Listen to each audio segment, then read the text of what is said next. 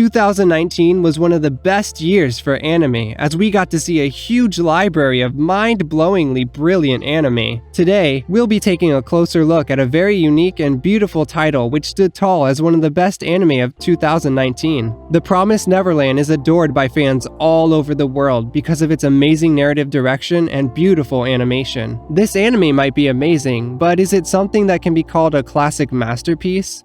Well, in short, yes! The Promised Neverland is a breathtaking masterpiece which truly deserves all the praise that it gets. Some of you might not agree with me, and that is totally understandable. However, this video is totally based on my personal opinion. Before we get started with this review, you guys must know that the second half of this video will contain spoilers regarding the story. Now, without further ado, let's jump right into it!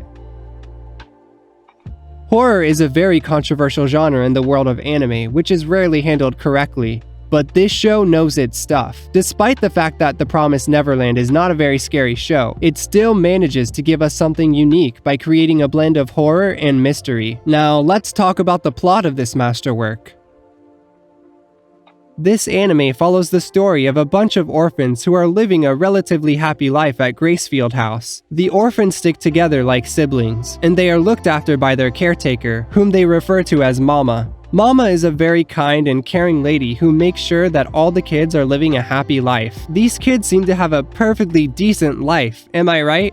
Well, no. In reality, Gracefield House is not an orphanage, but a slaughterhouse. These kids are being raised as livestock so that they can eventually become the food for demonic creatures. One day, two orphans named Emma and Norman discover this horrifying truth about their house. Now, these two kids must somehow devise a plan to run away from this place. From the plot alone, you can clearly tell that this anime is going to be something amazing. The premise of this anime is extremely unique, as it gives us something entirely new, which is filled with thrill and mystery. However, a good premise alone can never be enough to make an anime a masterpiece. Let's talk about the other aspects of this show as well.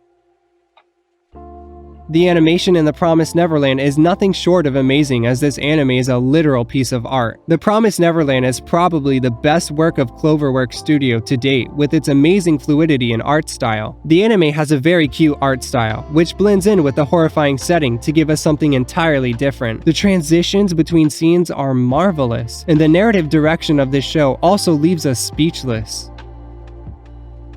The soundtracks of this anime alone are enough to make you cry. Many other anime have brilliant soundtracks too, but the ones in this anime just stick to you. This happens because the soundtracks in The Promised Neverland are implemented in the most beautiful manner. The soundtracks are played at just the right moment to enhance the viewer's experience, and the transition between different soundtracks is also nothing short of amazing. My favorite OST from the series would be Isabella's Lullaby, which beautifully represents the entire series.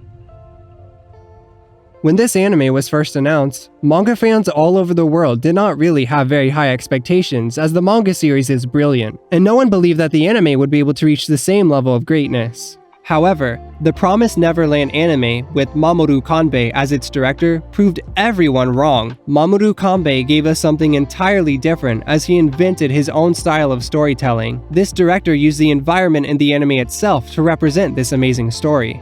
The Promised Neverland also likes to use different camera angles to create a sense of horror and mystery. This anime gives us a lot of subtle hints from the very start, which I will further touch on later in this video.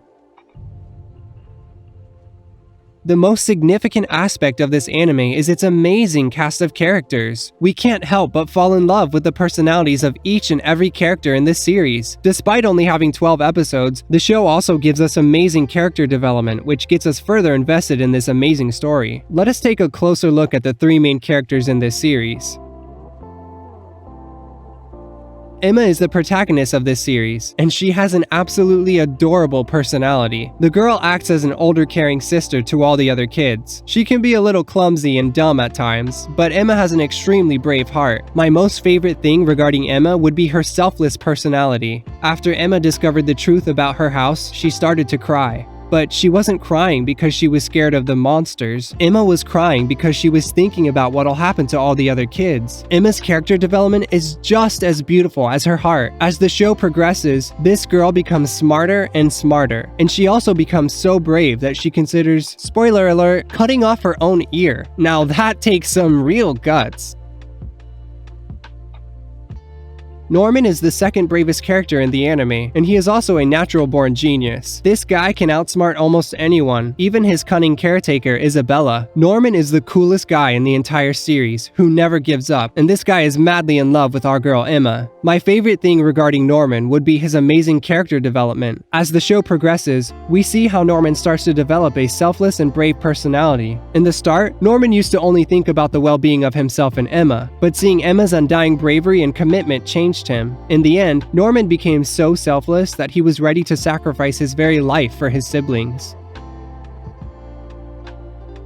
Ray is the third main character in this series, and this boy also has a very selfless yet dark personality. Ray is extremely smart, but he still gets outsmarted by our boy Norman. Ray loves both Norman and Emma and wants them to survive no matter what. In a way, you can call Ray even braver than Emma, as he had known about the truth regarding his house from the very start, but he still held it together. This precious hero is the reason why Emma and Norman found out about the truth of their house in the first place. Knowing that death is always right around the corner for him, you can't really blame Ray for his dark personality. Ray's character development is very beautiful, as the boy slowly starts to get rid of his dark side and starts to look at the bright side of things.